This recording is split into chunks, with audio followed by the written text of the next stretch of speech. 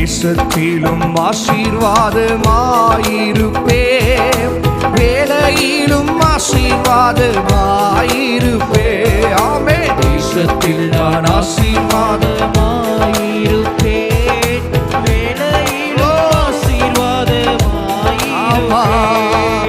என் வீட்டில் ஆகாரம் குறையில்லையே, என் தேவைகள் ஒன்றும் தடையில்லையே. என் வீட்டில் ஆகாரம் நிறைவான தேவன் வரப்போகிறார். தேவைகள் ஒன்றும் குறையில்லையே.